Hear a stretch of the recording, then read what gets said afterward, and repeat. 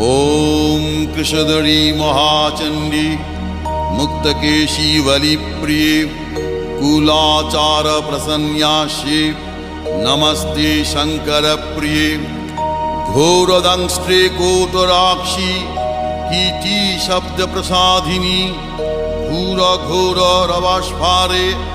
नमस्ते चित्तवासिनी